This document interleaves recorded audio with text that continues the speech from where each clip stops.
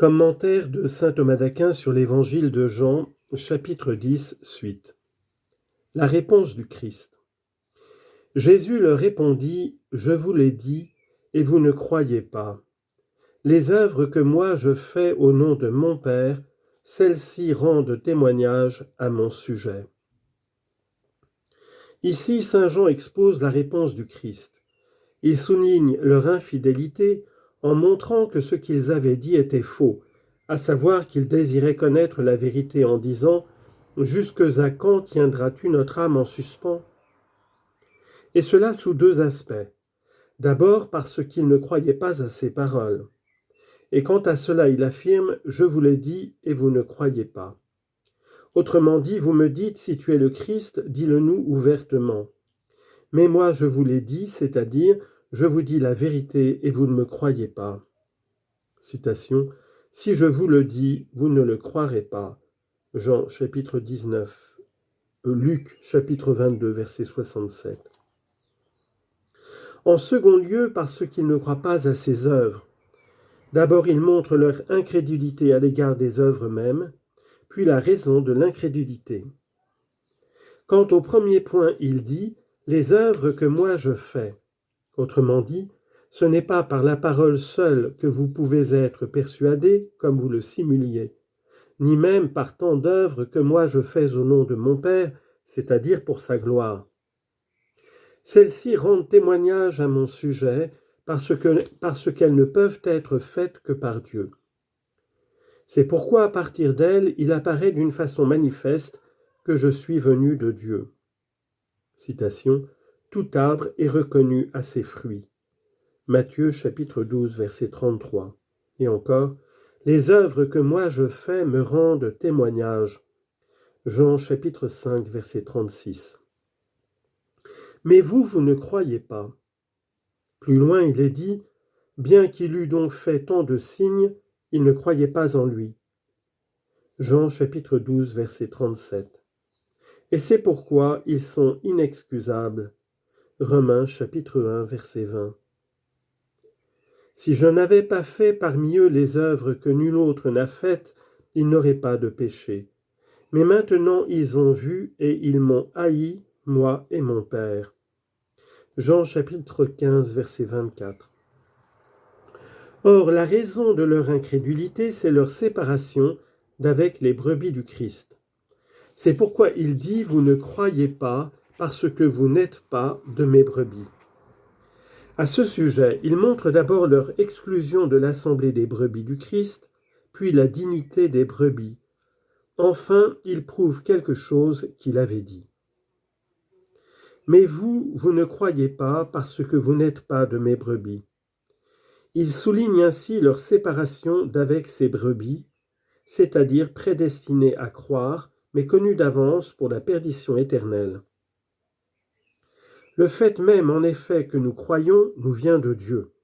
Comme il est écrit, « Il vous a été donné non pas seulement de croire en lui-même, mais encore de souffrir pour lui. » Philippiens chapitre 1, verset 29. Vous êtes sauvés par la grâce et non à partir de vous-même, c'est un don de Dieu. Éphésiens chapitre 2, verset 8 et précédemment Philippiens chapitre 1, verset 29.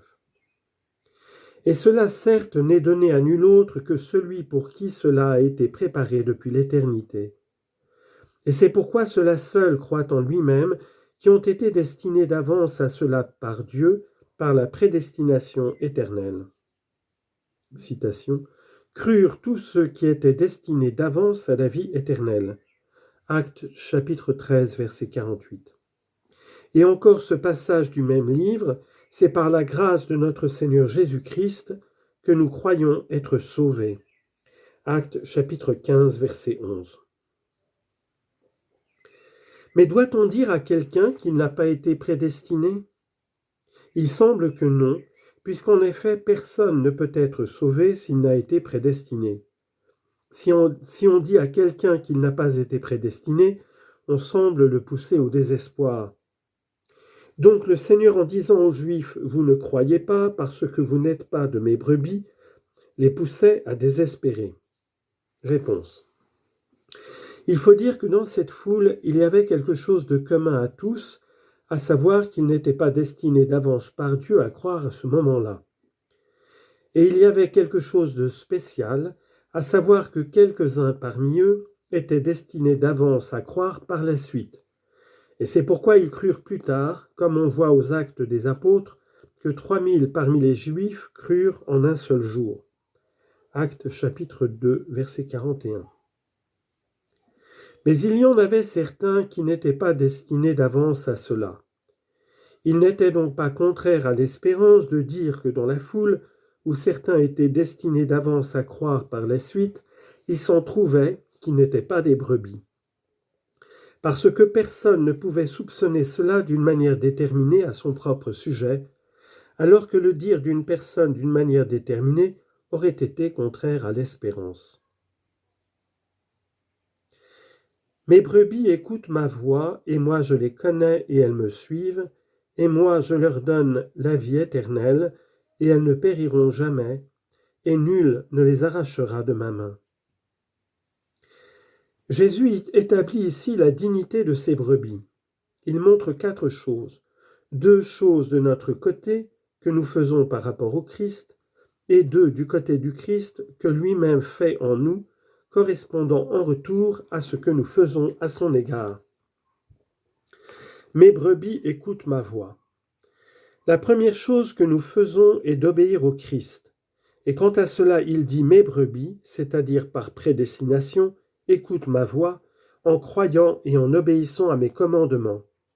Comme il est écrit, « Aujourd'hui, si vous écoutez sa voix, n'endurcissez pas votre cœur. » Psaume 94, verset 8. Et moi, je les connais. La seconde, celle que le Christ fait et qui correspond à la première, celle que nous faisons, est son amour et son approbation. Et quant à cela, il dit « Et moi je les connais », autrement dit « Je les aime et les approuve ». Citation, « Le Seigneur connaît ceux qui sont les siens ». 2 Timothée, chapitre 2, verset 19. Si elles m'écoutent, c'est parce que moi je les connais, en les choisissant depuis toujours. Mais si personne ne peut croire autrement que si cela lui est donné par Dieu, il semble que l'infidélité ne puisse être imputée à qui que ce soit. À cela, il faut répondre qu'elle est imputée à ceux qui ne croient pas, parce qu'en eux est la cause pour laquelle il ne leur est pas donné de croire. De même, moi, je ne peux voir la lumière si je ne suis illuminé par le soleil. Mais si je fermais les yeux, je ne verrais pas la lumière, ce qui ne viendrait pas du soleil mais de moi, qui, en fermant les yeux, fait naître la cause par laquelle je ne suis pas illuminé. Or, le péché est la cause pour laquelle nous ne sommes pas illuminés par Dieu par le moyen de la foi, par exemple le péché originel, ou bien aussi pour certains le péché actuel. Et certes, cette cause se trouve en tous. C'est pourquoi tous ceux qui sont écartés le sont par le juste jugement de Dieu, et ceux qui sont choisis sont pris et élevés par la miséricorde de Dieu. Et elles me suivent. La troisième chose qui est de nous, c'est l'imitation du Christ, et quant à cela, il dit « et elles me suivent ». Citation, « Mon pied a suivi ses traces ». Job, chapitre 23, verset 11. Et encore, « Le Christ a souffert pour nous, vous laissant l'exemple pour que vous suiviez ses traces ». Première lettre de Pierre, chapitre 2, verset 21.